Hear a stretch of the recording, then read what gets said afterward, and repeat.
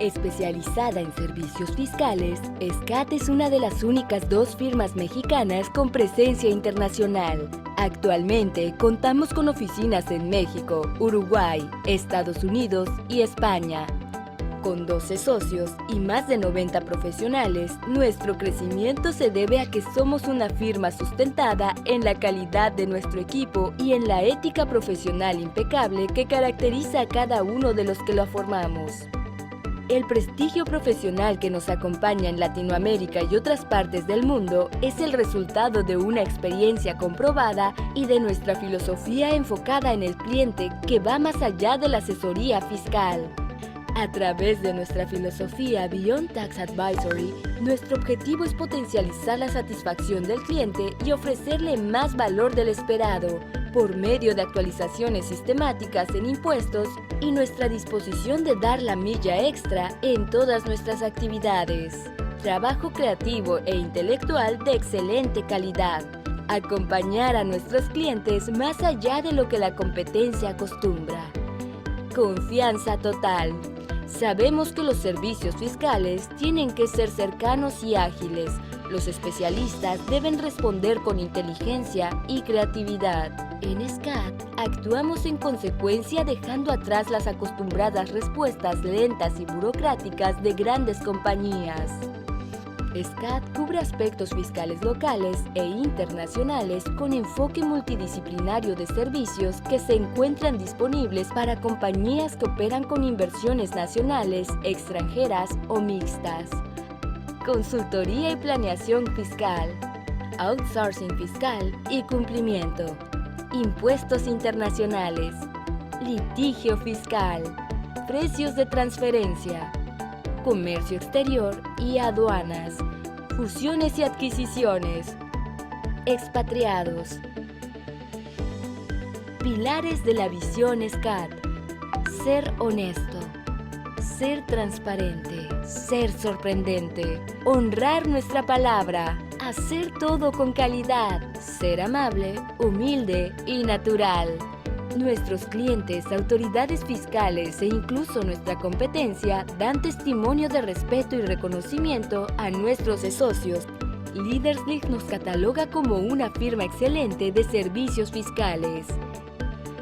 El International Tax Review nos ubica en la banda 2 al mismo nivel de 2 de las Big Four. Contamos con penetración en diversos sectores. Vale la pena resaltar los del sistema financiero como bancos extranjeros, fondos de inversión, el sector inmobiliario, farmacéutico, energético y automotriz. Asesoramos a entidades del gobierno como NAFINSA y el SENACE, Centro Nacional de Control de Energía. Síguenos y conoce la experiencia Beyond Tax Advisory. En SCAT, vamos más allá de tus necesidades.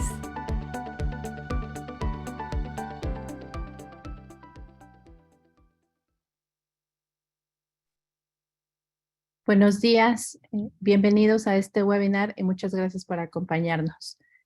Mi nombre es Julia Castillo, socia de litigio de Legal Fiscal y Controversia, y el día de hoy queremos platicar con ustedes del tema financiamiento o capitalización y nueva visión fiscal para fusiones. Y como primer punto, antes de invitarlos a escuchar este webinar y a presentar a mis socios expositores, queremos dar un contexto o un parámetro de por qué estamos seleccionando este tema, cuál es la importancia que vemos en el mismo y además compartirles cuál es el enfoque o la visión que tenemos en este webinar. Y en ese sentido, lo primero que quisiera yo decirles es que en el entorno actual, desde el punto de vista fiscal, hemos identificado por una parte la necesidad de fortalecer el cumplimiento de las obligaciones fiscales, pero además nos parece que también es importante tener todos los elementos en la toma de decisiones de negocio y entre ellos uno de los aspectos importantes es los elementos desde el punto de vista fiscal. Y en ese sentido, si consideramos además la situación económica actual, uno de los puntos o aspectos relevantes puede ser sin duda la necesidad de recursos por parte de las compañías y por ende la necesidad de evaluar si se requiere efectuar una capitalización o en su caso tomar un endeudamiento para un adecuado manejo del negocio. Y por esa razón nos hemos permitido presentar este tema para exponerles y darles un panorama general de todos los elementos que deben de tener presentes hoy en día, si es que se toma una decisión, para poder identificar cuál puede ser el mejor camino en cada caso y por ende la mejor toma de las decisiones. Esa es una primera parte del webinar y de los puntos que queremos abordar con ustedes. La segunda parte del webinar es el tema de fusiones, particularmente de esta nueva visión o este nuevo enfoque que tienen las fusiones desde el punto de vista fiscal, y pensamos poner especial relevancia o interés en los avisos que se tienen que presentar cuando existe una fusión. E igualmente, el objetivo para nosotros es que ustedes puedan identificar cuáles son los aspectos más relevantes en el presente en torno a las fusiones, cuáles son los retos que están enfrentando las compañías en el día a día y qué aspectos deben de tener presentes y en consideración si tienen planeado en el presente o en el futuro a corto o mediano plazo una fusión. Entonces, ese es el contexto y el objetivo de este webinar. Cada uno de los temas puede tener aspectos que en sí mismos darían lugar a discusiones amplias. Sin embargo, lo que queremos como enfoque de este webinar es darles ese panorama que contenga todos los elementos que ustedes deben de considerar, con especial atención en los puntos que consideramos más relevantes, y a partir de ahí pues vamos a ir profundizando. Desde luego, como ustedes saben, nuestra idea siempre es darle un enfoque práctico a los webinars y en ese sentido lo estamos haciendo de esa misma manera. Entonces, sin más preámbulo, me permito presentar ahora a mis socios expositores. Nos acompañan en este webinar Rodrigo Covarrubias, quien es socio de Impuestos Internacionales en la Ciudad de México. Igualmente, en este webinar también nos acompaña mi socio César Gámez, socio de Consultoría y Cumplimiento Fiscal en la Ciudad de Guadalajara. E igualmente yo también expondré una parte en este webinar, Julia Castillo, socia de Legal Fiscal y Controversia. Entonces, sin más preámbulo y para aprovechar el tiempo que tenemos programado para platicar con ustedes de estos temas, le cedo la palabra primeramente a Rodrigo Covarrubias, quien nos platicará de los temas de financiamiento o capitalización. Muchas gracias, Julia. Buenos días a todos y muchas gracias por acompañarnos. Como lo anticipaba Julia, el primer tema que vamos a platicar un poco el día de hoy se trata sobre las estructuras de fondeo para operaciones o negocios en México. Específicamente lo que consideramos pueden ser elementos clave para la evaluación y decisión sobre si fondear a través de capital o de deuda. Esta es una pregunta que, pues, la verdad recibimos mucho de nuestros clientes. Y por supuesto, pues, además de los temas de negocio y legales, transaccionales, comerciales que pueden ser relevantes en la decisión, la parte fiscal suele ser muy importante, ¿no? Porque hay diferentes efectos entre una y otra, conceptualizaciones, caracterizaciones, etc. Entonces, siendo así, primero platicaremos sobre unas consideraciones o diferencias generales sobre la deuda o el capital, algunos instrumentos que pueden considerarse como híbridos o una mezcla entre deuda y capital, para luego pasar a algunas consideraciones fiscales importantes de cada una. Pasamos a la siguiente, por favor. Muchas gracias. Primero, pues aquí tenemos un cuadrito comparativo, digamos, ¿no?, de los elementos más generales y representativos de lo que es una deuda y lo que puede ser el capital. Por supuesto, tenemos aquí que la deuda es una transacción separada de la propia operación de un negocio o sociedad y constituye una obligación de pago para el deudor y derecho de cobro para el acreedor. Entonces, esto significa que sin importar el resultado de un negocio determinado o de la sociedad, pues por lo tanto la deuda suele tener menor riesgo, ¿no? Entonces aquí es algo muy importante para evaluar si estamos hablando de préstamos intercompañía o si estamos hablando de inversión en negocios de terceros. Pues por supuesto que la deuda y el riesgo tienen la deuda y el capital tienen un riesgo muy diferente, ¿no?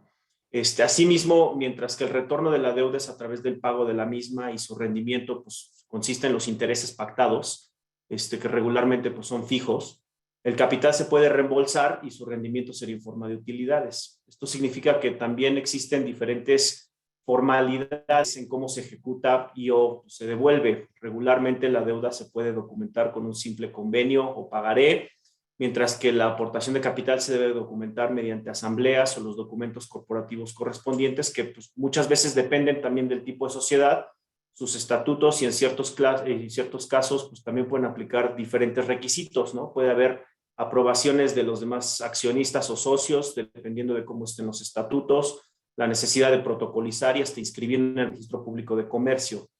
Sobre este tema, pues sí vale la pena señalar que aunque la regla general es que la obligación de notarizar e inscribir en el registro público de comercio únicamente aplica cuando se realizan aportaciones de capital fijo a una sociedad o reembolsos de capital fijo, pues también es cierto que dada la postura que ha tomado la autoridad fiscal sobre la fecha cierta e incluso los precedentes judiciales en la materia, pues puede resultar conveniente realizar el proceso en cualquier caso, ¿no? Esto incluye también incluso la deuda. Sí hemos visto casos en los que puede ser conveniente tener un convenio de préstamo también notarizado, ¿no? Pasamos a la siguiente, por favor. Una vez visto lo anterior, aquí vamos a comentar un poquito sobre unos instrumentos o operaciones que pueden verse como híbridos, es decir, que puedan llegar a tener elementos tanto de deuda, de capital o simplemente que tienen características diferentes o especiales a lo que puede ser una simple deuda o una simple aportación de capital, ¿no? Aquí pues, utilizamos el término instrumentos híbridos. Sí tiene un vínculo para los que a lo mejor están un poquito más involucrados con el tema de todo lo que ha sucedido con BEPS. Sí puede llegar a tener algo que ver con la acción de BEPS, la acción 2, que es sobre instrumentos híbridos. Ahí justamente lo que trata atacar BEPS es las consecuencias fiscales que se dan por ciertos instrumentos híbridos. Y la deuda, por ejemplo, capital, y lo que puede ser considerado como deuda en un país y capital como en otro, pues justamente es uno de los efectos o disasociaciones o falta de simetría fiscal que sí intenta atacar. Entonces, pues solamente para poner un poquito en contexto, un primer ejemplo son las aportaciones para futuros aumentos de capital. Aunque no hay una obligación expresa, estos regularmente se realizan por accionistas ya actuales de la sociedad y, como se aprecia de su propio nombre, son como un tipo de anticipo que hacen los accionistas para que en algún momento en el futuro constituyan una aportación formal al capital de la sociedad. Su carácter, pues, llamémosle híbrido, se desprende de las normas de información financiera y, dependiendo de las características, estas pueden ser consideradas como pasivos o como parte del capital. Básicamente, en la medida en que hay un compromiso de convertirlas en aumentos de capital sin posibilidad de su retorno y no se pacten intereses o rendimientos y se pacte un número de acciones o participación que representará ya una vez llevada a cabo el aumento, se deberá considerar como parte del capital contablemente hablando. De lo contrario, son pasivos. Algo que vale la pena mencionar y que es interesante sobre este tipo de instrumentos es que esencialmente pueden considerarse como un préstamo sin intereses de los accionistas. Y esto, pues, sucede mientras no se lleve a cabo el aumento, ¿no? Entonces, sí hay que cuidar el tiempo que transcurre y, pues, en el tiempo, en nuestra experiencia, pues, esto sí ha sido cuestionado por los equipos de auditoría e incluso las autoridades fiscales, ¿no? De qué tanto tiempo puede transcurrir una aportación antes de que una aportación para futuros aumentos de capital se capitalice como tal, ¿no? También vale la pena mencionar que estas cantidades no se consideran para efectos fiscales como parte de la CUCA, en tanto no se formalice el aumento de capital y se considera como una deuda para el ajuste anual por inflación. Entonces, fiscalmente hablando, digamos, esto sí se considera como una deuda, no hay intereses, y contablemente pues, puede calificar como capital. Otro instrumento son las acciones o los dividendos preferentes. De acuerdo a la legislación mexicana, estas acciones regularmente no dan derecho a voto, pero sí un derecho preferente sobre la distribución de utilidades y lo que resulte de la liquidación del activo. En algunos casos, incluso estas acciones preferentes pueden dar derecho a un rendimiento fijo sobre el valor de la misma. Regularmente, para efectos fiscales mexicanos, este rendimiento fijo se considera como un dividendo. Se le aplican consecuencias fiscales del dividendo. Sin embargo, pues aquí es importante justamente ver esta situación de mismatch, como le llaman en BEPS, que para efectos de las legislaciones de otros países puede ser que se considere este rendimiento como un interés, a diferencia de un dividendo aquí en México, dando lugar a un tratamiento diferente. Por otro lado, tenemos que como regla general, las sociedades tienen la obligación de distribuir las utilidades de manera proporcional a todos los accionistas. Es decir, no existe la posibilidad de pagar dividendos solo a uno o a un grupo de accionistas o pagar de manera diferente a la participación que tienen todos, o sea, en su totalidad.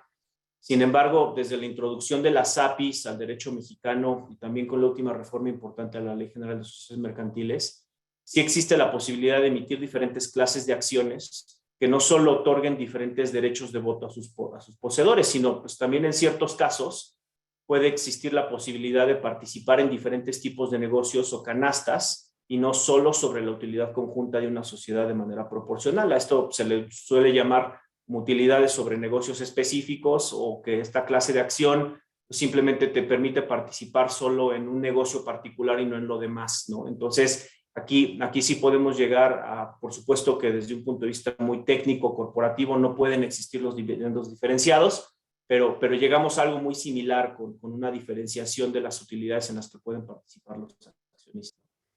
Otro instrumento que es muy común es la deuda convertible. Regularmente estos préstamos se otorgan la posibilidad al acreedor de convertirlo en capital y resulta muy común en inversión de riesgo o lo que se conoce como venture capital, donde un inversionista fondea a un negocio con un préstamo con la intención eventualmente, y en la medida que se den ciertos resultados, sí obtener una participación en el negocio de manera preferente, o sea, ya prenegociada, y suele ayudar para mitigar también el riesgo de invertir en un negocio en una etapa temprana o no madura.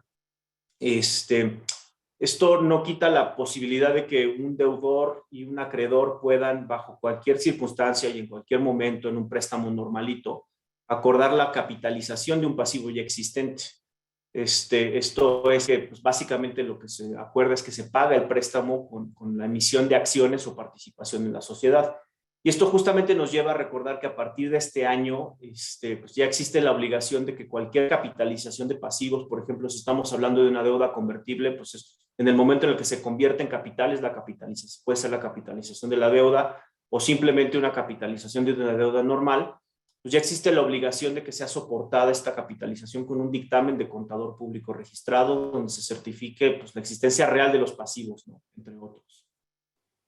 Pasando a la siguiente lámina, vamos a ya entendiendo un poco más los efectos fiscales de la deuda y el capital, ¿no? Entonces, primero tenemos que México tiene un sistema fiscal que tradicionalmente le llamamos integral cuando hablamos del capital, ¿no? Esto consiste en que, por un lado, las aportaciones y reembolsos de capital no constituyen un ingreso para ninguna de las partes involucradas. Lo que sí es que puede tener consecuencias fiscales la propia distribución de las utilidades, las cuales pueden generar ISR corporativo a nivel de la sociedad que los distribuye, si es que no corresponden a utilidades que ya hubieran estado sujetas a impuestos sobre la renta, es decir, que no provengan de la CUFIN. Y pues eventualmente pues también puede haber una retención de impuestos sobre la renta, ¿no? El ISR corporativo que se puede detonar a nivel de la sociedad por un dividendo pagado fuera de CUFIN, regularmente es acreditable contra el ISR del ejercicio y los siguientes dos, es decir, esto se considera como si simplemente hubieran anticipado las utilidades que se van a generar después del pago de impuesto. Y los dividendos percibidos por sociedades mexicanas pues, no constituyen un ingreso acumulable para sociedades mexicanas, pero como ya mencionábamos, en el caso de que haya accionistas, personas físicas mexicanas o residentes en el extranjero en general, pues sí, podría llevar una retención que es al 10% conforme a la ley mexicana, y esta se puede disminuir al 5% o incluso al 0% en ciertos casos conforme a tratados fiscales. Por lo tanto, las disposiciones fiscales establecen una mecánica que se deberá aplicar para asegurarnos que cuando existe un reembolso de capital no se estén distribuyendo utilidades, y en su caso, si estas corresponden a utilidades que aún no hubieran estado sujetas a ICR en México. Desde el punto de vista fiscal internacional, pues por supuesto que también será muy importante confirmar los efectos que apliquen al accionista en el extranjero, es decir, si acumula o no el reembolso de capital o la distribución de utilidad. Por ejemplo, pues hay muchos países que tienen lo que se conoce como el Participation Exemption, donde los dividendos también pueden llegar a estar exentos de impuesto en ese país de residencia. y ahí cómo juega el impuesto corporativo pagado por la sociedad mexicana correspondiente a las utilidades que se están distribuyendo, fuera vía la mecánica de la anticipación del ISR con esta base piramidada y el 30% que es acreditable, o sobre la generación ordinaria de esas utilidades previas a la distribución, y si tienen derecho, bueno, así como la retención misma, ¿no? Y si el residente en el extranjero que puede estar recibiendo estos dividendos o el reembolso de capital, pues si tiene o no la obligación de acumularlos y si tiene o no el derecho de acreditar los impuestos pagados en México. En la siguiente lámina vamos a ver un ejemplo muy sencillo, ¿no? que quisimos aquí mostrarles, que pues nos dan los efectos generales de la deuda, ¿no? Pues en términos generales, la deuda pues no debiera generar por sí misma un efecto fiscal, sino que por los intereses que se están pactando, ¿no? Lo más importante, entonces, analizar es que los intereses sean deducibles. Antes de dar elementos clave para esto, que lo vamos a hacer en un minuto aquí adelante, primero quisiéramos mostrar este ejemplo donde podemos ver los diferentes elementos que forman parte de los efectos fiscales vinculados con una deuda, no solo los intereses, sino lo que puede estar alrededor de también. Por un lado, ya comentábamos, tenemos la deducción de los intereses, que estos sean devengados, pero también existe la obligación de considerar los efectos inflacionarios, y en caso de que la deuda sea dada en cambiarios. Como podemos ver en este ejemplo, si tenemos una deuda de $1 millón, que un tipo de cambio al inicio del ejercicio pues puede equivaler a 20 millones de pesos, a un tipo de cambio de 20, y devenga intereses a una tasa del 8% anual, pues tendremos intereses devengados y deducibles por $1.600.000.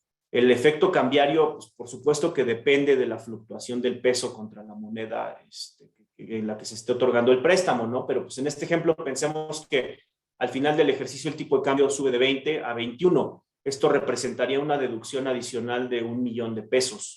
Sin embargo, para efectos del ajuste anual por inflación, las deudas representan un ingreso acumulable, que si pensamos en una inflación, aquí estamos considerando del 9%, que parece ser que está alrededor de lo que vamos a terminar este año, pues sería de $1.800.000. Esto nos da que el efecto neto de la deuda sería una deducción de ya nada más $800.000. Y esto, pues a la tasa del 30%, pues nos da un resultado de un beneficio pues, económico fiscal, llamémosle, de $240.000. Ahora, si los intereses se pagan a un residente en el extranjero, pues también habrá una retención. Aquí, conforme a la ley mexicana, pues del 35 o hasta 40%, estamos considerando en este ejemplo una tasa del 15%, conforme a algunos tratados que México tiene, suele ser la más común, la del 15%, y nos da $240.000 igual de retención. Entonces, como podemos ver aquí, uno podría pensar que si estamos analizando fondear a una empresa mexicana vía deuda o capital y creemos que la deuda nos puede representar una pues, eficiencia fiscal en la tasa efectiva global con las deducciones que hay aquí en México, pues aquí estamos viendo que pues, se neutraliza, ¿no? Aquí, por supuesto, también va a ser otra vez muy importante identificar si ese impuesto retenido aquí en México, que pues al final del día le aplica a ese perceptor de los intereses que reside en el extranjero, pues es acreditable contra su impuesto en su país de residencia, pero pues ya aquí en México pues quedamos tablas, ¿no? Ya no hubo ningún beneficio fiscal en este ejemplo. Por supuesto, otra vez estas consideraciones pues pueden variar mucho dependiendo de la situación económica del país, particularmente como lo veíamos ahorita, el efecto cambiario y el inflacionario, pero en este ejemplo en particular, que creo que puede ser algo más o menos razonable para lo que incluso se dé este año, macroeconómicamente hablando, pues no habría ningún beneficio fiscal, ¿no? Ahora sí, pasando en la siguiente lámina, vamos a platicar un poquito sobre la deducibilidad de los intereses, ¿no? Como lo veíamos en el ejemplo anterior, pues es clave confirmar que los intereses sean totalmente deducibles. Y para esto es importante recordar algunas disposiciones que pues, ahorita estamos identificando como las más relevantes y se deben de tomar en cuenta pues, para no vernos mermados en ese beneficio fiscal que es la deducción. Imagínense, en el ejemplo que veíamos, pues ya estábamos tablas. Si además perdemos una parte o la totalidad de la deducción de los intereses, pues salimos perdiendo, ¿no? Primero, ya desde hace tiempo existe la limitante para deducir intereses pagados a partes relacionadas residentes en el extranjero cuando la empresa esté sobreendeudada, que pues básicamente la ley lo que nos dice es que las deudas no pueden exceder de 3 veces el capital. Solo como un repaso muy sencillo, aquí vale la pena resaltar un par de cosas. Nosotros siempre recomendamos a los clientes llevar a cabo este análisis de manera preventiva. Recordemos que por la propia mecánica, al comparar los promedios de las deudas que se deben considerar, pues, es el promedio anual de los promedios mensuales. O sea, tomamos el promedio de enero, el promedio de febrero, marzo y sucesivamente, y luego sumamos todos esos promedios y los dividimos entre dos. Entonces es un promedio anual de los promedios mensuales, mientras que para el capital únicamente es el promedio anual, que es el capital al inicio del ejercicio y el capital al final del ejercicio dividido entre 2. Entonces, si se identifica un problema de capitalización delgada a la mitad del ejercicio o ya transcurrido una buena parte del ejercicio y decimos, bueno, pues pagamos la deuda o la capitalizamos para generarle doble efecto de disminución del pasivo y aumento del capital, pues puede que ni así nos alcance, ¿no? Entonces, esto sí es algo que tenemos que ver de manera anticipada, siempre estándolo cuidando desde el inicio del ejercicio. Y 2, hasta este año se permitía considerar en lugar del capital contable las cifras fiscales, o sea, la CUCA y la CUFIN, como un símil a un capital contable fiscal.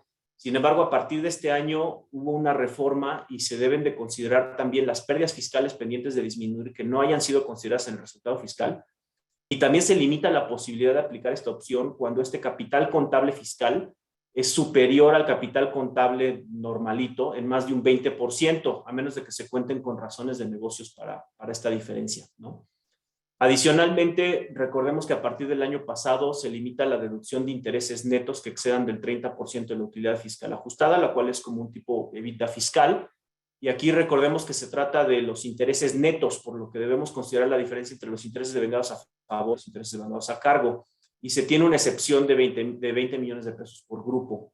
Asimismo, pues esta fracción únicamente aplica en la medida en que los intereses no deducibles por exceder este límite sean mayores o excedan a los de la capitalización delgada. O sea, hay un juego ahí entre las dos que pues únicamente se considera la mayor, ¿no? Por último, recordemos que esta fracción aplica a cualquier interés y no solo a los pagados a partes relacionadas, ni residentes en el extranjero, ni México, no hay diferencia. Entonces, esto pudiera aplicar como una limitante para los intereses pagados a partes independientes en México o en el extranjero. Adicionalmente, ya también de tiempo atrás, tenemos que tendrán el tratamiento de dividendos y por lo tanto, pues, entre otras consecuencias, no serán deducibles.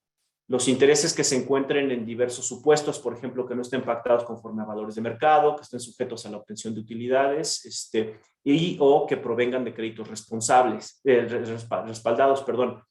Sigue existiendo la incertidumbre sobre esta definición tan amplia de créditos respaldados, y también recordemos que a partir de este año se reforma el artículo 11 de la ley del ISR para considerar lo que son créditos respaldados cuando carezcan de razones de negocio, ¿no? Entonces, pues esa parte también es muy importante.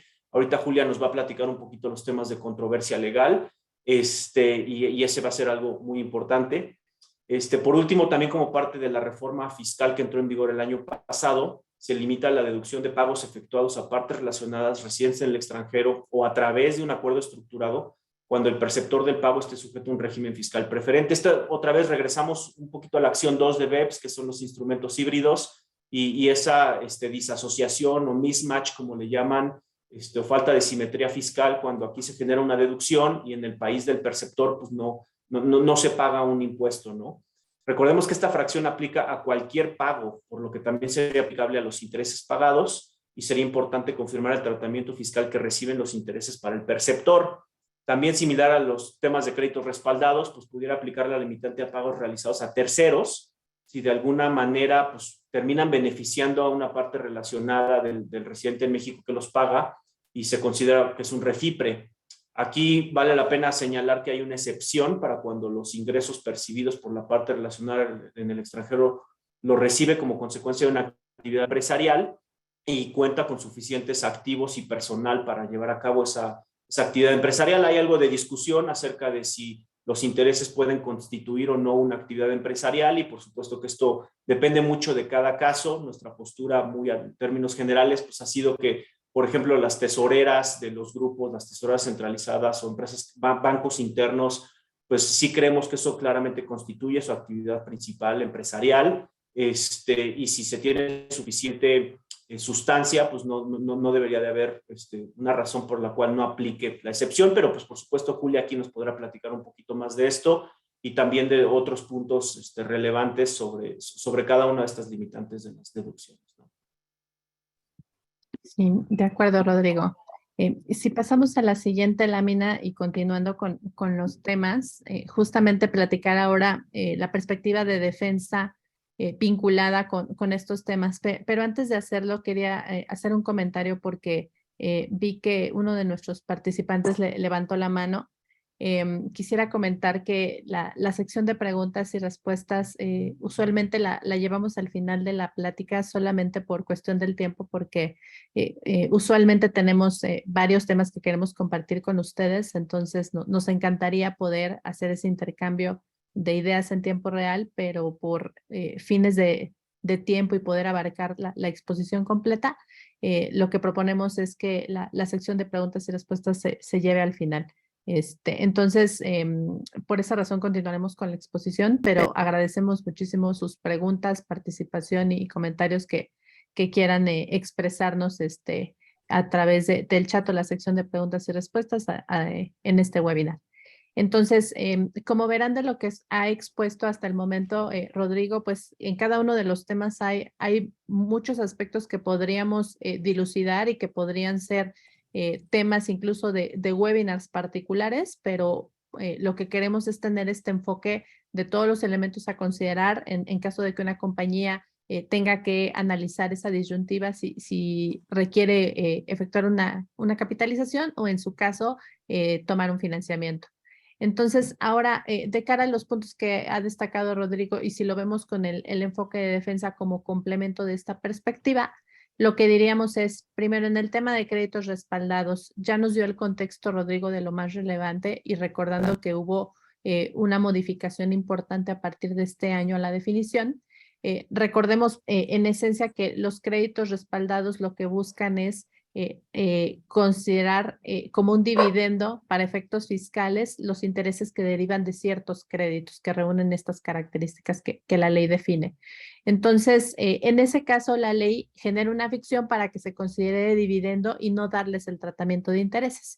Y uno de esos supuestos, en el caso de esos créditos que usualmente son los que se otorgan entre partes relacionadas con ciertas características. Uno de ellos es particularmente el caso de lo que la ley denomina o define como créditos respaldados, que como todos sabemos es una definición súper amplia porque básicamente es la entrega de dinero, bienes o efectivo a una persona a cambio exactamente del opuesto y pues eso puede abarcar muchísimas cosas. Entonces, en el tema de créditos respaldados y los temas de defensa, queremos compartir con ustedes esta tesis en particular, donde lo que se analizó es justamente para tratar de dilucidar hasta dónde llega la definición que sí o no puede ser un crédito respaldado.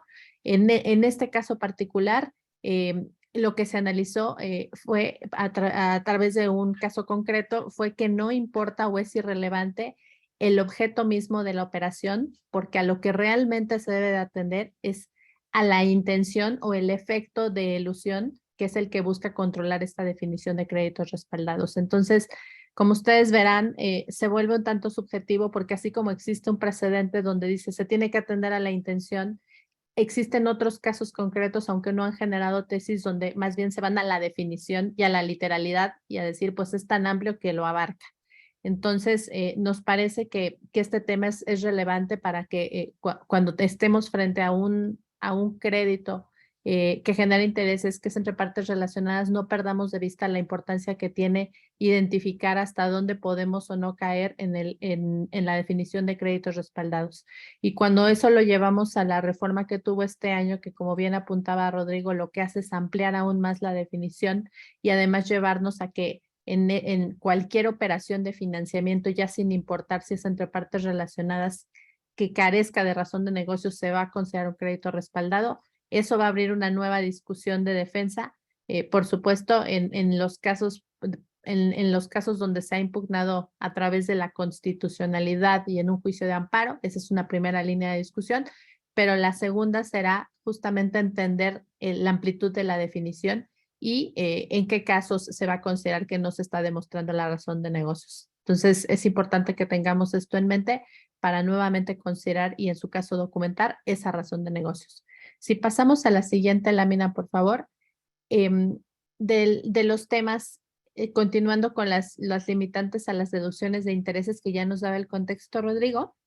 Entonces, solamente destacar que en el caso de los intereses netos del ejercicio, que es justamente este exceso sobre el 30% de la utilidad fiscal ajustada, recientemente ya se emitió un primer pronunciamiento por parte de la Suprema Corte a través de la primera sala para declarar constitucional esta limitante a la deducción de los intereses. Y cabe señalar que el pronunciamiento que hizo la Suprema Corte hasta el momento no agota el total de la discusión que al respecto puede existir, porque existen diversas violaciones adicionales a las que la Corte ya ha analizado, pero sí marca una primera premisa o directriz de la perspectiva que le está dando la Suprema Corte y por ende el resto de los casos que se van a resolver por los tribunales, por la propia Suprema Corte y en algunos casos eventualmente por los tribunales colegiados, pues puede estar marcado por estas primeras análisis que ya hizo la Corte. Solamente vale la pena destacar de lo que analizó a la Corte en ese caso concreto, dijo, bueno, es que la norma es clara en sus conceptos, me parece que es una afirmación ambiciosa porque si entramos con todo detenimiento al cálculo y a la determinación de la mecánica, a la definición de lo que es el interés neto del ejercicio, a cómo se determina la utilidad fiscal ajustada y al caso en el que existen grupos, me parece que ahí hay una gran discusión y los que lo han vivido en el día a día, pues por supuesto saben que la norma tiene varias lagunas que requieren ser llenadas, por eso quería destacar que es una afirmación ambiciosa el decir que la norma es clara en sus conceptos. Lo señala particularmente para la proporción que se debe determinar cuando son sociedades que forman parte de un mismo grupo, pero destaca particularmente eso. Y si pasamos a la siguiente lámina, por favor, continuando con este mismo tema de los intereses netos del ejercicio y lo que la Suprema Corte analizó, desde la perspectiva de la Suprema Corte dijo, bueno, es que realmente no es una limitante a la deducción, sino más bien, o sea, no es una prohibición, es más bien una limitante y además que tiene un efecto simplemente de diferir porque el excedente se puede deducir en los siguientes 10 ejercicios. Entonces, esa es la perspectiva de la Corte para considerar que la norma es constitucional. Sin embargo, nos parece que es parcialmente cierta esta afirmación porque entonces, si eso fuera así, debería de ser que solamente debería delimitarse la deducción de los intereses cuando se demostrara que existe este ánimo de endeudamiento para disminuir la base impositiva o porque existe la finalidad de hacer un traslado de utilidades entre empresas, cuando en realidad la norma abarca cualquier tipo de deuda que devenga intereses que una vez aplicada la mecánica exceda ese límite, sin importar si verdaderamente es una deuda incluso con un tercero, donde no necesariamente tienes esa finalidad de disminuir la base o donde sin duda no lo estás haciendo para trasladar utilidades de una empresa a otra. Entonces, queremos destacar esto para pues, hacer ver la línea que lamentablemente ha marcado la Corte a nivel de constitucionalidad y ahora los temas relevantes van a ser justamente en la aplicación de la disposición y en el día a día todas las lagunas que hay y que justamente requieren esta interpretación y que como decía Rodrigo, cuando estemos en el caso concreto, sí vale la pena profundizar porque hay muchos detalles alrededor de la mecánica. Si pasamos a la siguiente lámina, por favor. Entonces, continuamos ahora con el tema de capitalización, porque continuando con estos temas de la defensa, ahora lo que diríamos es, ya explicaba Rodrigo ampliamente, si pasamos a la siguiente lámina, por favor, ya explicaba Rodrigo ampliamente estas diferencias y puntos de vista que debemos de tener en cuenta cuando adquirimos una deuda y por ende los intereses y el efecto y el impacto que pueden tener verdaderamente para una deducción, a diferencia de que si lo que se tiene es una capitalización para la compañía. Ahora, desde el punto de vista de defensa, solamente les dejo estas ideas. Primera, En el tema de capitalización delgada, hace muchos años cuando se incorporó este requisito, hubo una gran discusión de si la norma era o no constitucional. La Suprema Corte la declaró constitucional. Y en medio, si ustedes me preguntaran qué podemos esperar desde la perspectiva de defensa, por el momento ha habido algunas discusiones alrededor de la mecánica, particularmente temas de cómo se aplica la determinación del capital contable, pero son discusiones relativamente aisladas que por el momento no han generado, digamos, una discusión masificada o generalizada. Son más bien aplicaciones de cada caso. Y en el tema de capitalización de deudas o pasivos, me parece que ahí sí podemos tener en el presente aspectos importantes desde el punto de vista de auditoría y defensa. ¿Y por qué lo digo de esta manera? Porque primera, debemos de considerar que en el presente ha tomado mucha relevancia el tema de la razón de negocios. En segundo término, si eso lo llevamos de esa manera, entonces les diríamos qué pasaría cuando originalmente tenemos una deuda y se capitaliza. Es decir, esa deuda se paga a través de la adquisición de acciones. En ese caso, en particular, pues cobra relevancia por una parte la razón de negocios, y si además lo incluimos o lo vinculamos con la existencia de una fusión posterior después de esa capitalización de la deuda, entonces hay dos elementos adicionales que cobran relevancia. La sociedad fusionante que adquiere esa deuda que originalmente tenía la fusionada, la pregunta es si esa deuda corresponde o está vinculada con las fines del negocio de la sociedad fusionante.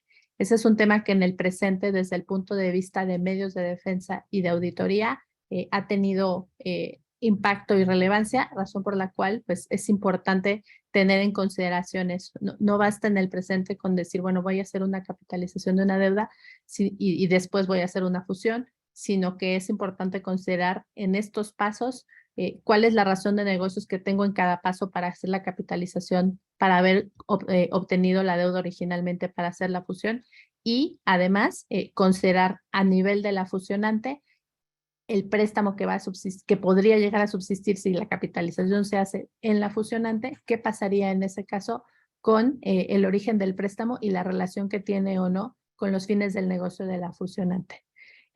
Y por supuesto los nuevos requisitos que, como platicaba Rodrigo, son a partir de recientemente de la reforma 2020, que se tiene que hacer el dictamen y una serie de requisitos que por supuesto van a dar lugar a discusiones amplias en medios de defensa. Para no extendernos demasiado, pues con este punto agotaríamos el tema de financiamiento o capitalización para pasar ahora a el tema de fusión, con el enfoque, digamos, de la nueva visión que existe tanto por la reforma al código como por la modificación en el trámite de la presentación del aviso de fusión. Y si pasamos a la siguiente lámina, entonces le cedo la palabra a mi socio César Gámez. Gracias, Julia. Igualmente, gracias, Rodrigo, por toda esta parte de financiamiento y capitalización que pues, resulta bastante relevante. Inclusive, ya adelantaba Julia algo vinculado con las fusiones. Y digo, para efectos de simplemente poner un preámbulo a esta parte de la exposición, vamos a platicar tres subtemas. Una parte introductoria de aspectos novedosos, después cuando se considera enajenación la fusión, y ya entraremos en materia en toda esta problemática práctica que se ha dado con la presentación de los avisos. Si podemos avanzar a la siguiente. Digo, esto es para hacer un recap de los últimos cambios que ha habido en materia de fusiones, y que tengamos presente que desde el 2020 al día de hoy el legislador mexicano ha hecho algunas adecuaciones con la intención de darle mayores herramientas a las autoridades fiscales con materia de la revisión de las fusiones que se realizan por parte de las sociedades involucradas. El primer tema es que desde la reforma 2020 se estableció que se va a considerar enajenación cuando en el capital contable que se forme después de una fusión, si existe un concepto partida que previamente no estaba reconocido, eso va a conllevar que se considere enajenación esa fusión. Esto pues para evitar que De ese paso previo a la fusión y una vez hecha la misma, se creen partidas inexistentes que luego puedan derivar en algunos cambios en la estructura accionaria de la fusionante, ¿no? Entonces, este es un cambio relevante que ya tiene un par de años. De lo más nuevo sería ya a partir del segundo punto, que es fusiones que se realicen a partir de 2022. Es obligación dictaminar los estados financieros que se hayan utilizado para dicha fusión. Entonces, ya fusiones que se realicen a partir de este año en adelante van a tener esta obligación, retomando un poco lo que teníamos hasta el año 2013, cuando había varios supuestos de obligación para el dictamen. Entonces, este también es un tema relevante. Y el punto 3 que ven en pantalla es, junto con varias disposiciones, ya se adelantaba en la parte anterior de financiamiento y capitalización, este concepto de razón de negocios que se ha incorporado en varios supuestos en las normas fiscales. Uno de ellos es en materia de fusión, y se establece que si derivado de un procedimiento de auditoría o una revisión por parte de las autoridades se detecta que la fusión no tiene una razón de negocios o el incumplimiento de alguno de los requisitos que ahorita vamos a retomar de forma rápida del 14b del código, se va a determinar que entonces es enajenación esa fusión y que se tendría que pagar el impuesto correspondiente. Entonces, este concepto de razón de negocios también se involucra en los procesos de fusión y ya no es tan sencillo como antes, pues simplemente llevarla a cabo, ¿no? Ahora hay que justificar dicha razón de negocios. Si avanzamos a la siguiente, vinculado con el tema de razón de negocios, también se establece que las autoridades fiscales pueden tomar en cuenta las operaciones relevantes de los 5 ejercicios previos o posteriores a hecha la fusión para determinar si existen esos elementos que justifiquen la existencia o no de una razón de negocios. Estas operaciones relevantes son básicamente 7 supuestos. Por cuestiones de tiempo ya no los pusimos, pero a grosso modo los 7 supuestos conllevan que dentro de este proceso de fusión, ya sea previa o posterior a la misma, se hicieron algunas adecuaciones en derecho a las acciones, a voto, a veto, a las utilidades, a los activos de la empresa fusionante, y que todo ello pudiéramos entender de una interpretación que conlleva implícitamente un proceso para transicionar a transmitir esos beneficios a personas distintas o a personas que de origen no eran quienes tenían esos derechos, ¿no? Entonces, estas operaciones relevantes nos pueden transmitir esa idea que de fondo es lo que estarían utilizando las autoridades fiscales para poder justificar que no hay razón de negocios.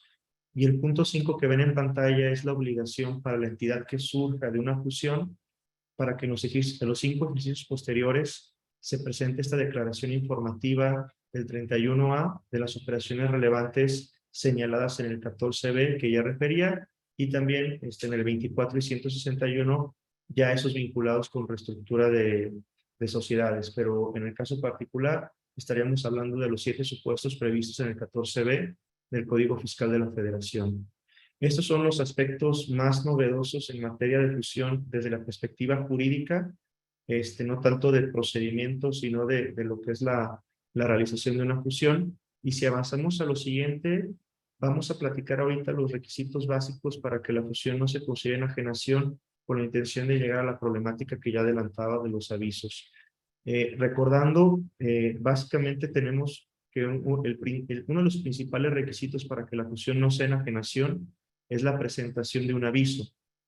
Ese aviso tradicionalmente, y desde una óptica de facilidad administrativa, se entiende por presentado o se excluye la obligación o se exime de la obligación de presentar dicho aviso en la medida de que se presente el aviso de la cancelación del RFC de las entidades fusionadas. Entonces, estamos hablando de 2 avisos distintos. Por un lado, el de fusión, requisito para que no sea enajenación, y por otro lado, el aviso de cancelación del RFC de las fusionadas. Por esta idea de facilidad práctica o con la intención de presentar un solo aviso, es que se conjuntaron los 2 en la presentación del aviso de cancelación del RFC de las fusionadas. Y es ahí en donde, como vamos a comentar más adelante, eso que aparentemente es una facilidad, en la práctica se ha vuelto un dolor de cabeza. pero aquí lo importante es resaltar la necesidad de presentar ese aviso de fusión como primer requisito para que no se considere enajenación, y tenemos un mes después de realizada la fusión para presentar dicho aviso, que también es un periodo de tiempo muy corto por todos los requisitos que hay que cumplir conforme a lo que vamos a platicar más adelante. Si avanzamos a la siguiente.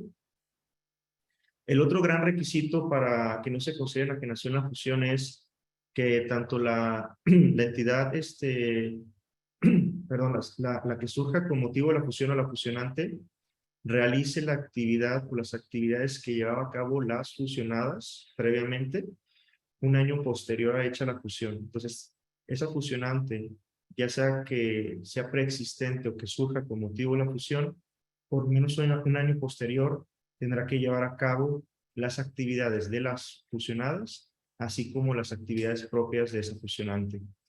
Este requisito se puede eximir en la medida que nos ubiquemos en los tres supuestos que ven en pantalla, que para efectos prácticos ahorita los vamos a obviar, pero son supuestos que nos pueden quitar esta obligación de llevar a cabo esas actividades un año posterior. Si avanzamos con la siguiente. También recordarles que pudiéramos estar en el supuesto de la necesidad de presentar otro aviso que por disposición del código se establece como una autorización, pero a través de una regla miscelánea nos establece que solo es un aviso cuando estemos llevando a cabo una fusión dentro de un periodo de 5 años posterior a que previamente se hubiera llevado a cabo otra fusión o una escisión. Como pueden observar en pantalla, estamos poniendo el supuesto de una fusión previa en 2019, ahora en 2022 una nueva fusión. Ese periodo de tiempo está dentro de los 5 años que comentaba y nos conlleva la necesidad de presentar este aviso, que simplemente es una complejidad más cuando estemos en este caso, ¿no? Entonces, solo recordar que habría un, déjeme decirlo, tercer aviso, y para efectos prácticos, uno segundo, por lo que comentaba de la supuesta facilidad para cumplir con el primer aviso. Si avanzamos a la siguiente diapositiva. Y ya entrando en materia de la presentación de los avisos, aquí vamos a tratar de hacer la explicación lo más sencilla posible, porque desde el año pasado, a través de la resolución miscelánea de 2022, se incorporaron en el anexo primero de esa resolución, en el anexo 1A, perdón, las fichas de trámite 86 y 316. Esas dos fichas de trámite están íntimamente relacionadas con todo el proceso de la presentación del aviso de cancelación del RFC de la fusionada o fusionadas, que a su vez nos dan esa facilidad de eximirnos de la presentación del aviso que nos refiere el 14B. Entonces tenemos dos fichas de trámite, nacieron desde la miscelánea 2022 publicada el año pasado, evidentemente entraron en vigor para el ejercicio 2022 y atraparon en la obligación del cumplimiento de dichas fichas de trámite, tanto para fusiones realizadas el año pasado, principalmente en diciembre, cuyo aviso venció en enero, como ya fusiones que se realizaron a partir de este año y lo que llevamos del mismo. Entonces, estas fichas de trámite, y por eso adelantaba tratar de explicarlo de forma muy breve, han sufrido prácticamente 5 o 6 adecuaciones. Ha habido demasiado movimiento al respecto, y dependiendo de la fecha de la presentación, bueno, de la fecha de realización de la fusión y por consiguiente del vencimiento del trámite del aviso de cancelación al RFC de las fusionadas, es el parámetro de tiempo en el cual puede estar vigente una ficha de trámite distinta a la que está vigente el día de hoy, y por esa razón puede que se haya presentado de forma distinta. Y ahorita voy a señalar uno de los cambios más sustanciales conforme a estas fichas vigentes. La primera que ven el 86, que esta oficialmente ya está publicada desde el 15 de julio de 2022, como la vigente al día de hoy. Como les decía, ya hay precedentes de otras versiones de la ficha 86 durante este año, pero esta es la última. Y esta es la quinta modificación a la miscelánea, que es de los aspectos más relevantes que no teníamos a inicios del año y que sí tenemos ahorita, que el requisito de la presentación de la ficha 316, que se tiene que cumplir antes de la 86, aquí nada más resaltando la 86, es el aviso tradicional que presentamos físicamente ante las autoridades fiscales en cualquiera de las administraciones, que ya no estamos limitados a una sola administración, puede ser en cualquiera de todas las que están en el país. Y la 316 se presenta antes de ese aviso físico. La 316 es un aviso electrónico para que se le solicite a la autoridad fiscal una revisión del cumplimiento de los requisitos del artículo 27, que ahorita vamos a señalar cuáles son los supuestos de ese artículo 27.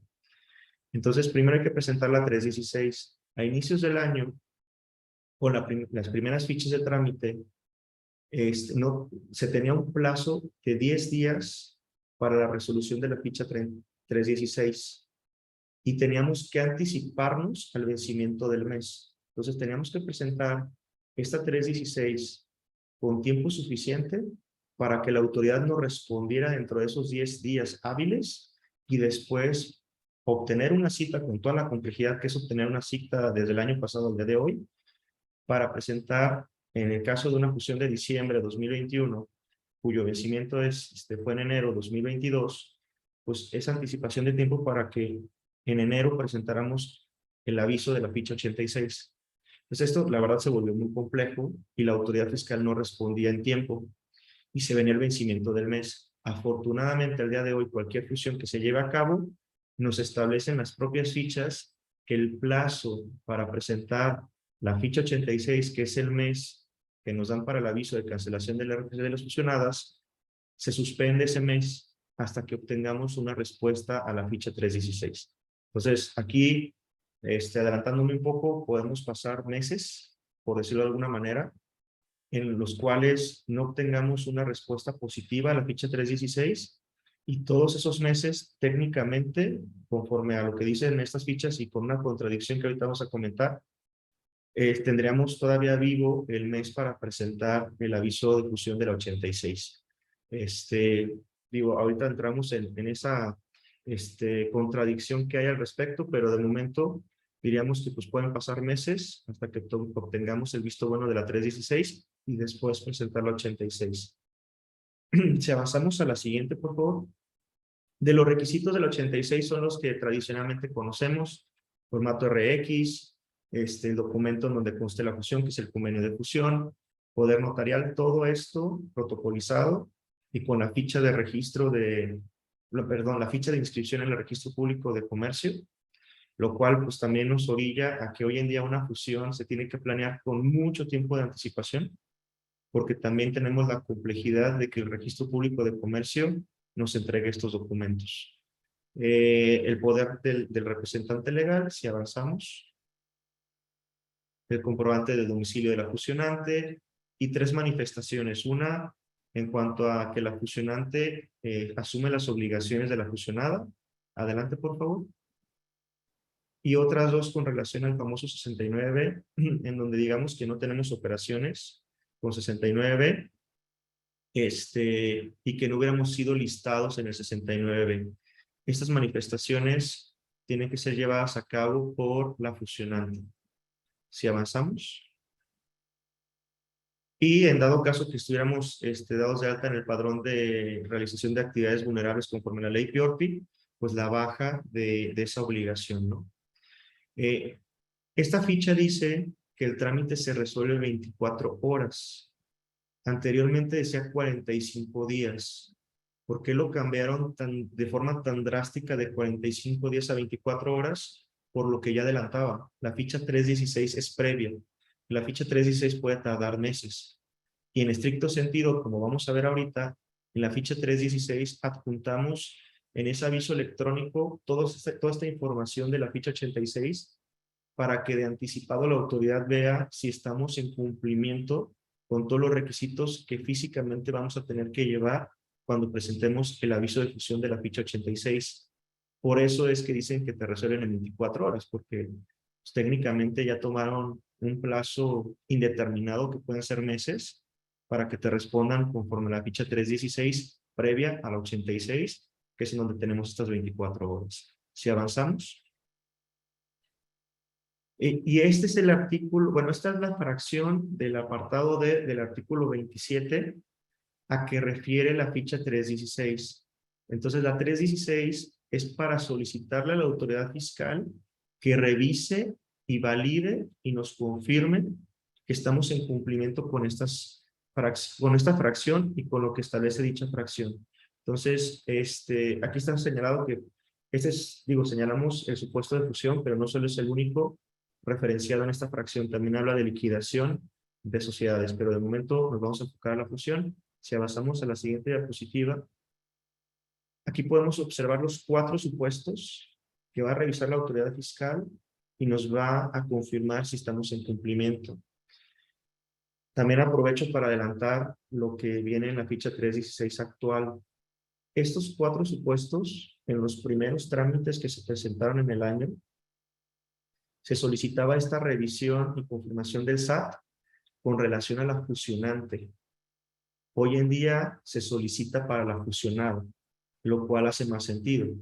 Cuando se solicitaba la fusionante, de momento lo que decíamos era, oye, ¿qué caso tiene que me confirmes el cumplimiento de estos supuestos de la fusionante, que esa subsiste?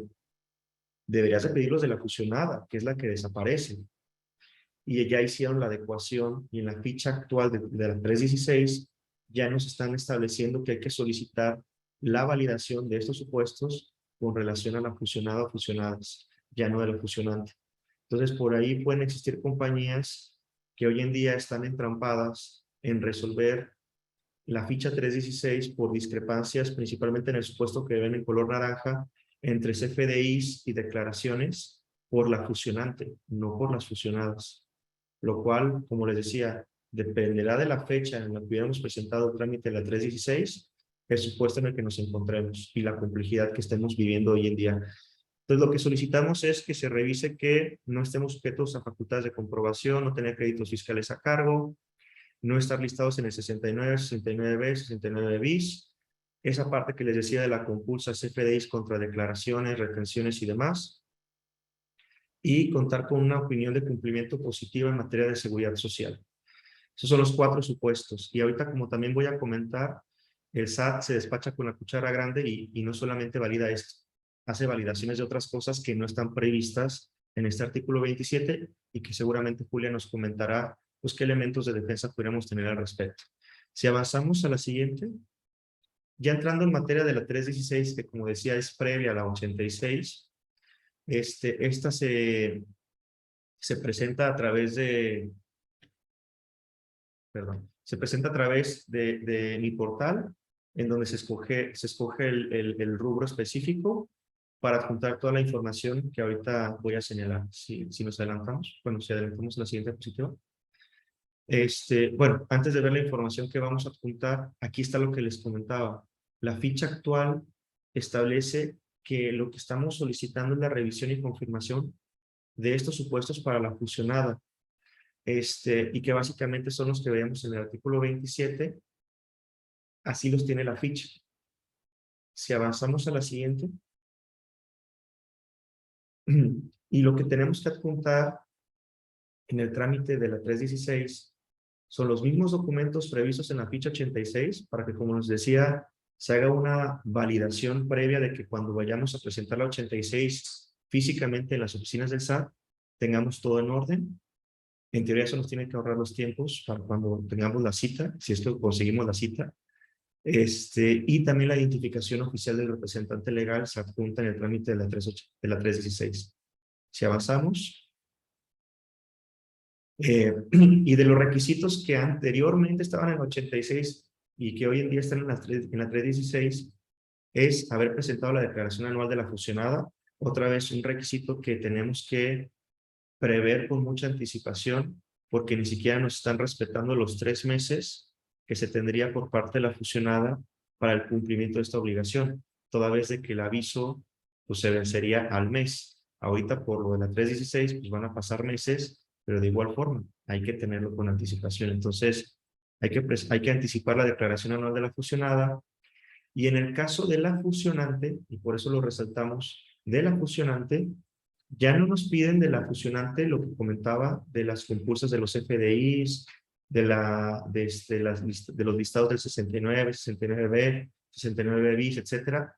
Ahora de la fusionante nos están solicitando que dicha entidad cuente con firma electrónica, eso pues digamos por default se pudiera cumplir, buzón tributario activo, y luego este supuesto que es la relación de socios y accionistas actualizada, que solo es de la fusionante. Entonces, hoy en día, un trámite de fusión tiene un mix en cuanto a lo que la autoridad va a validar, en donde esta informativa de socios accionistas no está prevista en la fracción que comentamos del artículo 27. Esta, la autoridad fiscal la puso en la ficha de trámite y déjenme decirlo de una manera, se la sacó de la manga, porque no hay nada que obligue a que esto sea un prerequisito para el trámite de fusión. Pero lo pusieron allí y esto es de la fusionante, no de la fusionada. Si avanzamos.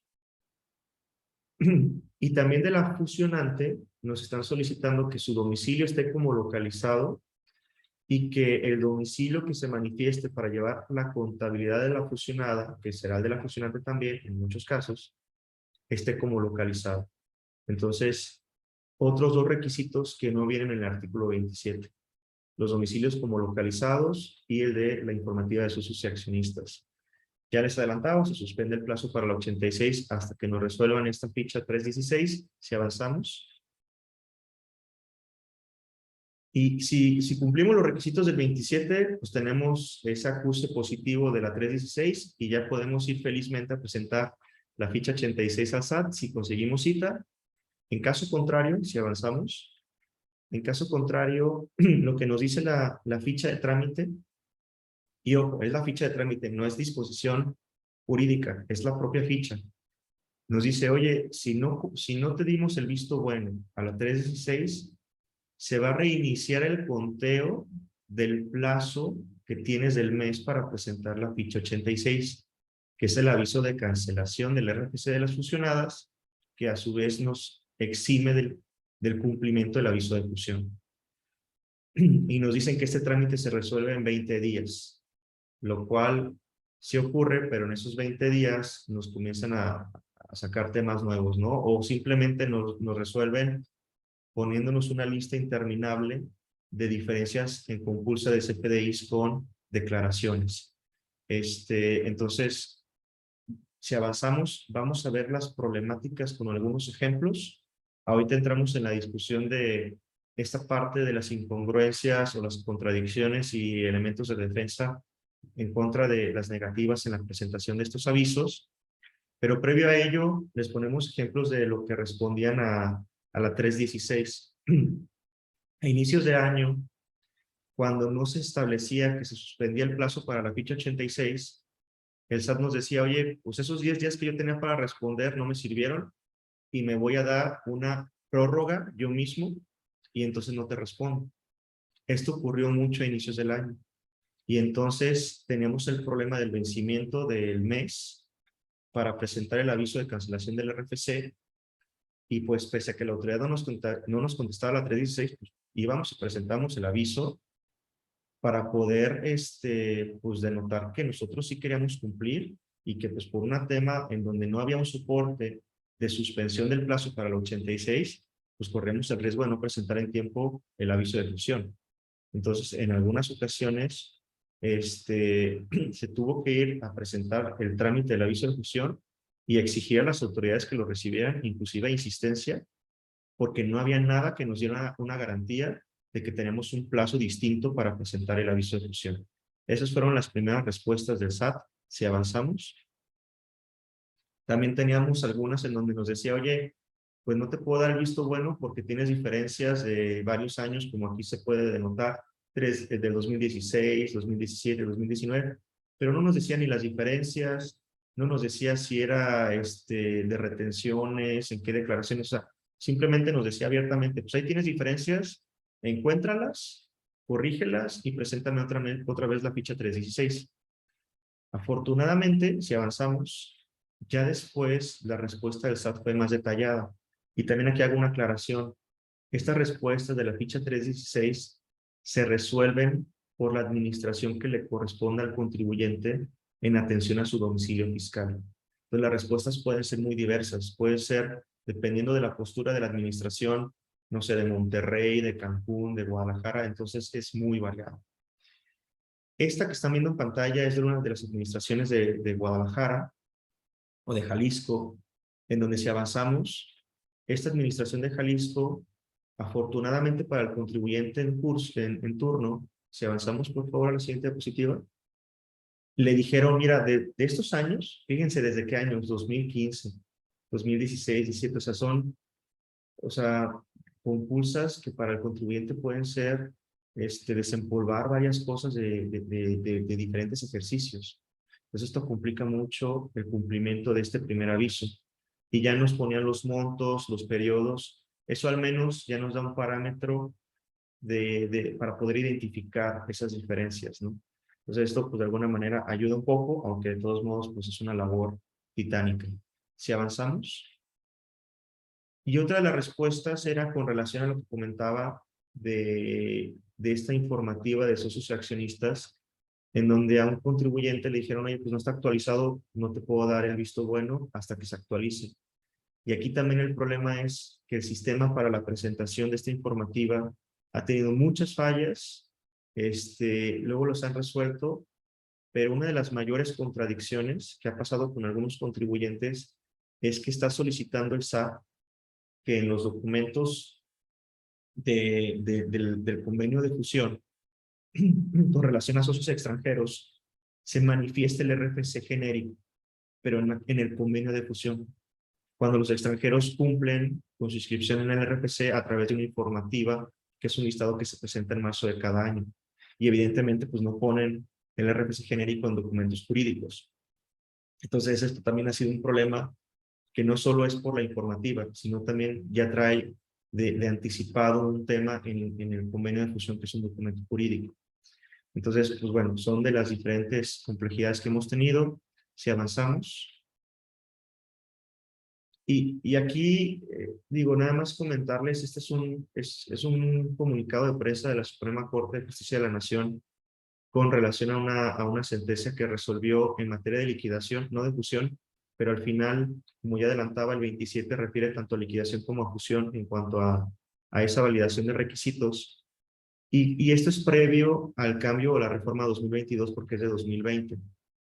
Sin embargo, aunque sea de 2020, y aunque la reforma ya haya incorporado en el Código Fiscal esos 4 supuestos, como ya adelantaba, el caso de la informativa de sus accionistas, los domicilios localizados no están en el 27.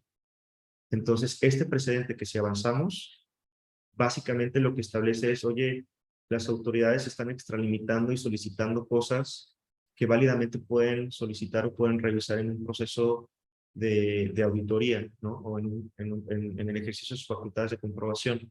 No tienen por qué ponerlo como un pretexto o como un requisito en un trámite de un aviso, en este caso de liquidación por este precedente, en el caso que estamos comentando de fusión, pero sí quisimos resaltar porque esto puede ayudar en algunas ocasiones para un tema de defensa.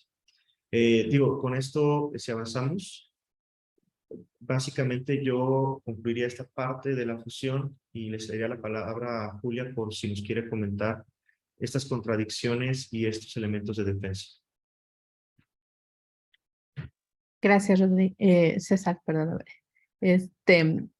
Como ves en esta exposición que nos da César de la problemática que seguramente muchos de ustedes están viviendo alrededor de la presentación del aviso de fusión y la dificultad que por una parte lleva y el tiempo que se está extendiendo, queremos compartir con ustedes también qué alternativas tendríamos, ¿no? Si estamos entrampados con la presentación del aviso, o es más, ni siquiera nos han aceptado el aviso porque estamos en el prerequisito, ¿no? En esa verificación previa y llevamos tiempo y no lo hemos podido solventar. ¿Qué podemos esperar? ¿Hacia dónde debemos de caminar? ¿Cómo podemos protegernos? Entonces diríamos, a partir de este año que se incorporó, digamos, esta ficha de trámite 316, que tiene la naturaleza de considerarse, de acuerdo con la propia autoridad, es la revisión previa a la presentación del aviso. Lo primero que compartiríamos con ustedes con un enfoque de defensa es que eso no tiene una justificación o un sustento legal, porque recordemos que con el contexto que ya nos dio César, es la presentación de un aviso de fusión y con la posibilidad de considerar presentado ese aviso cuando se presente el aviso de cancelación al RFC justamente por la fusión. Entonces, siendo, digamos, la finalidad ser una facilidad que con el aviso de cancelación, además se entiende presentado el aviso de fusión, ¿de dónde sale, digamos, esta necesidad de agotar un paso previo que es la revisión previa a la presentación del aviso? Sale por la ficha de trámite, pero en realidad no tiene un sustento en ley para que pudiéramos decir esa actuación está justificada. Y por esa razón, este trámite y todo este procedimiento de esta ficha de trámite tendría todos los elementos de defensa para los contribuyentes que decidieran impugnarlo. Por supuesto, cuando lo vemos con un enfoque práctico, lo que se pone en la mesa es, bueno, ¿cuánto tiempo me puede llevar el juicio en comparación que si lo vuelvo a presentar? Porque además la propia ficha de trámite, como ya nos explicaba César, nos deja de manera clara y abierta esa posibilidad. En caso de que se emita esta respuesta de no cumplimiento de los requisitos conforme a este trámite previo, pues tienes la posibilidad de volverlo a presentar. Entonces, en la práctica, por supuesto, el camino común, como seguramente muchos de ustedes lo han hecho, es decir, bueno, pues mejor lo vuelvo a presentar. ¿Para qué me enfrasco en un medio de defensa? Pero lo que creo que deben de tener en consideración en todo momento es hasta qué punto me puedo seguir en esta indefinición, porque el SAT, como lo platicábamos ahorita con César, lo que está haciendo es que hoy me rechaza por A, mañana por B y pasado por C. No es una sola respuesta donde, bueno, yo autoridad considero que te rechazo por las razones de la A a la Z, pero ya te puse todas las razones y eso llevaría al contribuyente a decir, bueno, pues agoto todas estas razones y entonces ya debería proceder. En la práctica no necesariamente sucede así, puede haber más de un rechazo y entonces eso lleva al contribuyente a una indefinición en el tiempo. Entonces, esa defensa existe para los contribuyentes que quieran destrabar, digamos, esa situación. Ahora, ¿en qué momento podría suceder? Pues a partir de que se emite esa respuesta. Casi todas las respuestas que se emiten en los ejemplos que nos puso César podrían ser controvertibles y lo que nos parece que se debe de tomar en consideración o identificar es en qué casos verdaderamente podría valer la pena. Porque imagínense que en una primera respuesta el tema medular para la autoridad es las diferencias, ¿no?, entre los FDIs y lo que se ha declarado. Imagínense que en la segunda respuesta es porque no tienes perfectamente actualizada la información de socios accionistas. E imagínense que en la tercera respuesta es por la falta porque se considera que está no localizado, por poner un extremo. Si nos esperamos hasta la última respuesta y decimos, híjole, ya me cansé, ya el SAT no me ha contestado, ¿puedo agotar una defensa? La respuesta sería sí, pero no podríamos controvertir las primeras dos negativas o las justificaciones que dio, porque eso pues forma parte de una decisión previa. Entonces ahí es donde tenemos que tener, digamos, cuidado y observar con detenimiento cuál es la razón por la que nos están cuestionando y hasta dónde necesitaríamos o no un medio de defensa para controvertirlo. Finalmente, este tema de la suspensión del plazo y si se vuelve, se interrumpe, como explicaba César, la ficha de trámite es contradictoria porque por un lado habla de la suspensión del plazo que se tiene para presentar el aviso de fusión, que es un mes, pero por otro lado, de forma favorable para el contribuyente, hay otra parte donde expresamente sí reconoce que se reinicia el conteo del plazo para presentar el aviso de cancelación por fusión. Entonces eso, pues, sin duda da, digamos, cierto nivel de tranquilidad, pero como otra vez todo este trámite excede de lo que está previsto en ley, el problema sería qué pasa si mañana se vuelve a modificar la ficha de trámite y se deja de establecer eso. Como ustedes habrán visto, esta ficha de trámite, tanto la del requisito previo, que es la 316, como el aviso como tal de cancelación del 86, se han modificado este año por lo menos unas 3-4 veces. Entonces, seguimos, digamos, en ese nivel de incertidumbre y de modificaciones constantes. Pero como ustedes verán, la Suprema Corte ya ha sentado una primera base para reconocer que cuando se están estableciendo requisitos superiores a los que la propia ley reconoce, eso, por supuesto, se considera ilegal. Y si bien es cierto que la reforma se reformó el Código Fiscal para establecer algunos requisitos para el aviso de cancelación por fusión, entre ellos las diferencias de CFDIs y que no tengamos operaciones en términos del 69. Esos dos sí tienen esa justificación. Hay requisitos adicionales que no lo están, justamente como el tener actualizada la información de socios accionistas. Esa información forma parte de un trámite diverso, de una obligación diferente, y a través de la ficha de trámite lo que está haciendo la autoridad es juxtaponiendo ambos. Entonces, como verán, la defensa en contra de estas respuestas que está emitiendo la autoridad es amplia. Nos parece que en ese sentido hay camino, y tomar en consideración que en cada caso debe identificarse qué es lo que la autoridad nos está contestando para tomar la mejor decisión para seguir adelante. No sé si César quieras comentar algo adicional alrededor de este tema del aviso de fusión. No, pues, digo, nada más la parte, Julia, de cómo confunden los términos en la ficha en cuanto a suspensión e interrupción del plazo, porque, digamos, si fuera suspensión, pues sí correrías ese riesgo que inclusive platicábamos, ¿no? De, oye, pues conforme yo presento el trámite, me tardo en responder y lo vuelvo a presentar, le voy comiendo tiempo al plazo que tengo para presentar el aviso de fusión, y ya realmente no es que se puedan ir meses, o sea, puede ser cierto periodo de tiempo que sea más corto, porque si no me consumo el mes que tengo para presentar la ficha 86.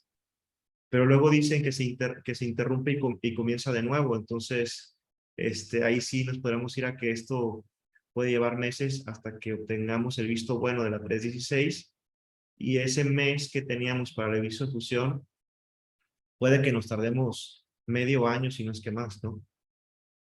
Totalmente de acuerdo. Y se puede ir consumiendo ese plazo, porque cuando dice que se reinicia a partir de la fecha en la que se había presentado, me parece que ahí es donde puede empezar a avanzar el plazo, ¿no? Por supuesto, el que reconozca que se interrumpe y se reinicia, me parece que es un beneficio para los contribuyentes, en comparación que si solamente dijera se suspende como originalmente estaba prevista la ficha de trámite, pero a la vez cuando señala que se reinicia el conteo del plazo en el día en el que se interrumpió originalmente, es decir, cuando se había presentado el inicio del trámite de la validación de los requisitos de manera previa, entonces ahí es donde va considerando el tiempo que había transcurrido con anterioridad. Entonces, en resumen, creo que sí es beneficioso mantener el plazo de un mes que tiene el contribuyente, pero como tú dices, pues nos lleva a una indefinición, a pesar de que la autoridad tiene un plazo expreso para teóricamente emitir una respuesta. De acuerdo. Pues vamos a pasar a la sección de preguntas y respuestas. No sé si veo algunas preguntas alrededor del tema que nos compartió Rodrigo. Particularmente me parece que cobró interés de manera especial el tema de la capitalización de pasivos. Entonces, Rodrigo, no sé si tú nos quieras compartir algún comentario, o el propio César inclusive. Hay una pregunta donde nos dicen en la capitalización de pasivos, ¿los nuevos requisitos aplican a pasivos desde 2022 o se extiende a ejercicios anteriores si es que esos pasivos vienen de años atrás y se capitalizan en 2022? Yo nada más diría que el tema de capitalización de pasivos en sí mismo es un tema para un solo webinar, tiene muchísimas coyunturas. Ahorita doy mi perspectiva de defensa, pero no sé, Rodrigo, si tú quieras comentar algo o me voy directo a comentarios de defensa. Yo creo que vamos, por ahí ya tuvimos oportunidad de responder algunas de las preguntas que hubo. A lo mejor creo que como un tema general que creo que sí suena bastante interesante. Por supuesto, además de que comentas que yo creo que será muy bueno entender tus comentarios sobre la posible retroactividad de ese requisito, es el juego entre la capitalización delgada y la limitante a la deducción del 30% de la utilidad fiscal ajustada, ¿no? Estas son mecánicas totalmente diferentes, entonces pues desafortunadamente no podemos tomar elementos de un cálculo o mecánica de una para la otra, o incluso criterios, ¿no? La capitalización delgada se sigue la mecánica con base en la comparación de las deudas con el capital conforme a los promedios, y luego se compara adicionalmente ese exceso posible de deudas que exceden de la razón de 3-1,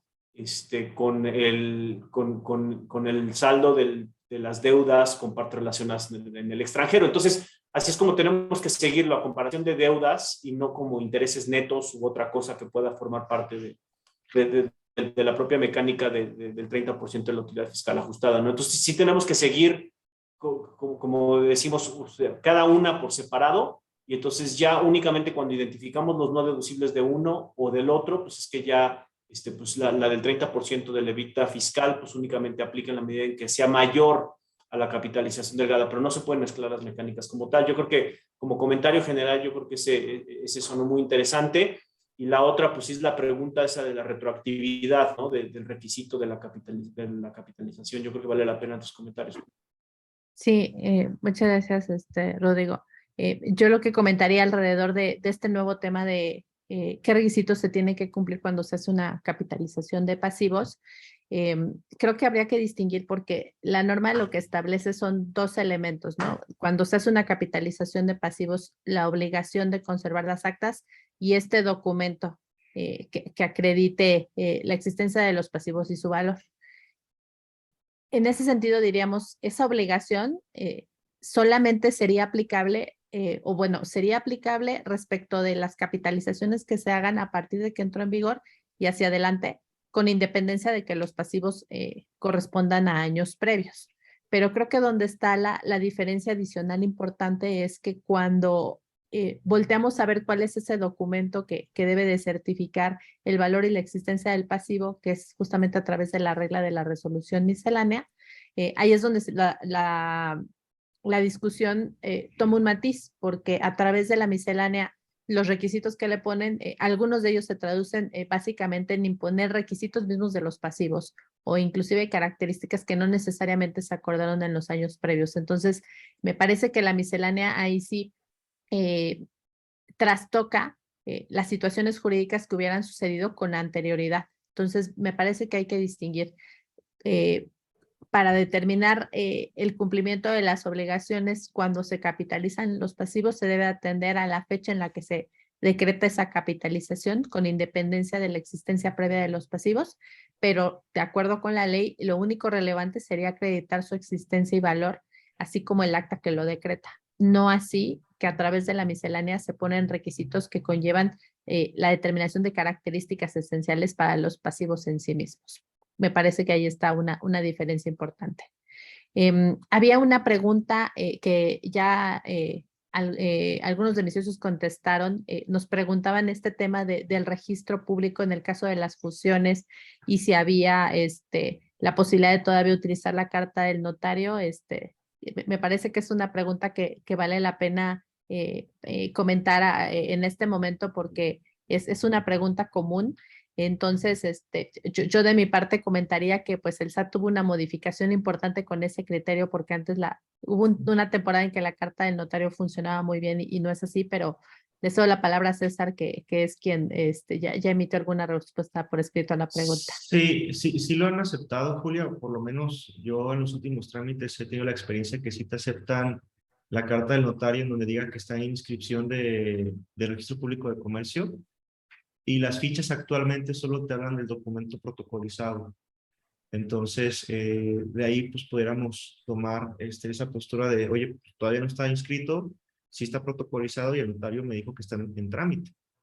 Sí lo han aceptado, ¿eh? Yo he presentado trámites recientes y sí lo han aceptado.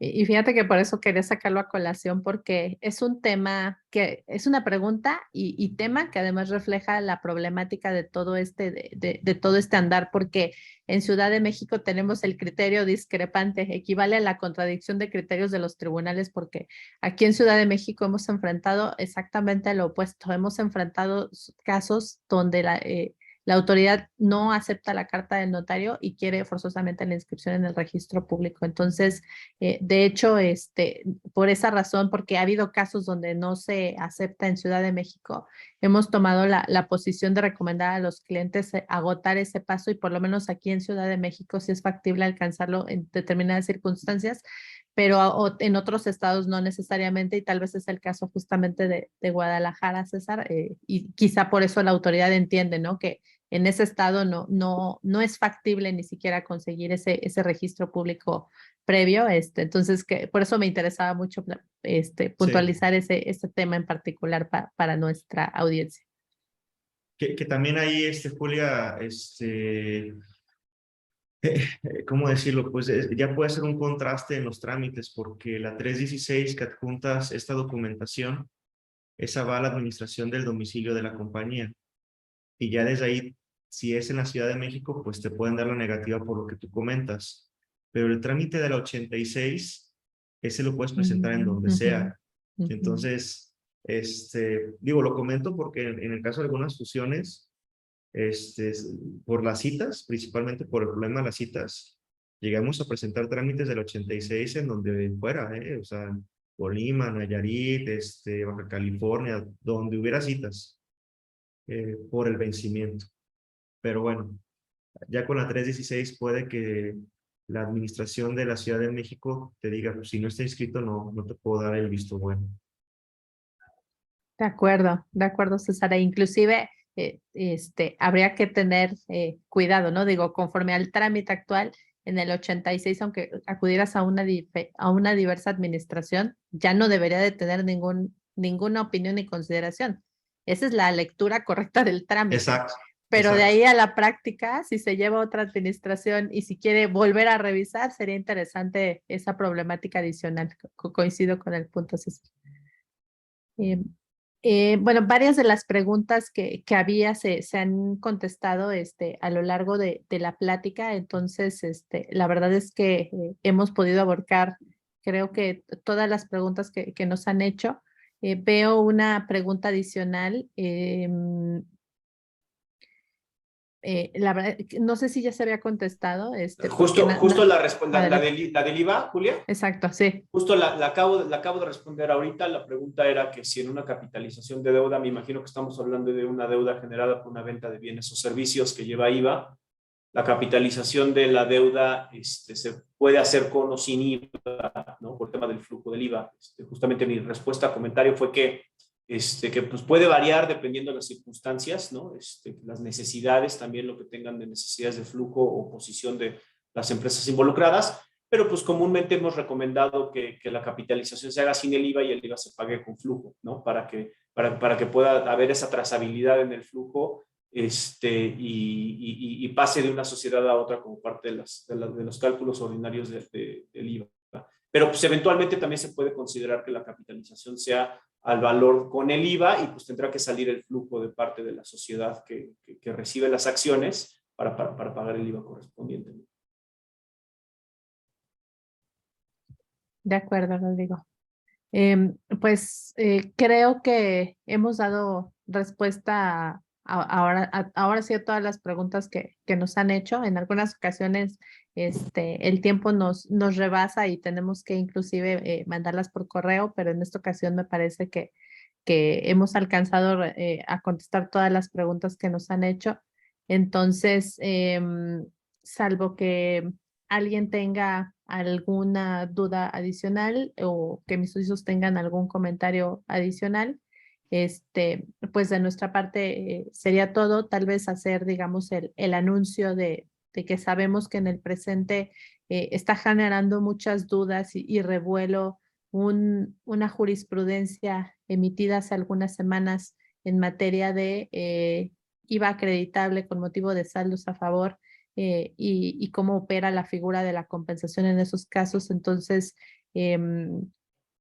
además de los comunicados que emitimos al respecto, seguramente en breve abordaremos en un webinar este tema porque sin duda está generando muchas preguntas para nuestros clientes y solamente comentarles de manera muy concisa que por el momento ese precedente solamente es obligatorio en la entidad de la que salió, que es Guanajuato, y no necesariamente significa que va a generar un criterio en ese sentido a nivel nacional. Entonces, no sé si mis socios quieran aprovechar unos minutos para hacer un comentario adicional, pero si no fuera así, pues con esto cerraríamos el webinar. Nada más de mi parte, Julia, solamente agradecer a todos por acompañarnos. Yo Julia, digo, sí, sí aprovecho lo que comentas, porque al margen de que el precedente sea de ese lugar, la verdad es que en revisiones con el SAT, inclusive auditorías que ya están en litigio, sí se tiene ese problema, ¿eh? Entonces, creo que es una postura que sí tienen varias administraciones y creo que valdría la pena que todos los que nos están escuchando evalúen el evitar realizar una compensación de adeudos y mejor pues, se vayan a lo tradicional del flujo efectivo, porque sí ha sido un dolor de cabeza, ¿no? Pero digo, pues cada caso dependerá y digo, con todo gusto podemos apoyarles al respecto. Y me encanta el comentario, César, porque justo por eso el tema necesita amplia discusión, porque lo interesante, además de lo que comentas, que en el presente, o sea, yo le pondría primero enfoque de cara a tribunales, no tenemos algo obligatorio de manera que haya un criterio que digamos, híjole, todos los tribunales lo van a seguir, la respuesta es no. Todos los tribunales distintos de la ciudad del estado de Guanajuato pueden tener un criterio diferente o el mismo. Esa parte con un ángulo de controversia, juicio y defensa está así. Ahora, del lado del SAT, ahí sí entra lo que dices tú, porque nos deja ver dónde está caminando el SAT y el criterio que están tomando las administraciones, e inclusive si lo ponemos en esa perspectiva, de hecho, el SAT mismo ha cambiado su criterio, porque originalmente hace algunos años había, digamos, varias resoluciones, inclusive dentro del ámbito de la autoridad fiscal, que reconocían que la figura de la compensación era un mecanismo para considerarse efectivamente pagado, justamente porque es una figura de derecho válida para ello. Entonces, sí se ve ese cambio de criterio, y ahora que tú pones en la mesa el revisar el tema de las compensaciones, la problemática es que, como siempre sucede en estos temas, pues los contribuyentes llevan los últimos años haciéndolo porque era un criterio aceptado por la autoridad en muchos casos, y de pronto ahora ha cambiado el criterio. Ese es, digamos, creo que una parte importante de lo que de lo que va a generar gran parte de esta discusión. Coincido contigo. Entonces, pues sin más comentarios, les agradecemos mucho a todos su participación, su tiempo. Como siempre, estamos abiertos a escuchar todas sus sugerencias alrededor de los webinars y los temas que les gustaría que abordáramos, y pueden encontrar todo nuestro material en nuestras redes. Muchas gracias por su participación y que tengan buen día. Gracias, buen día. Gracias a todos, hasta luego.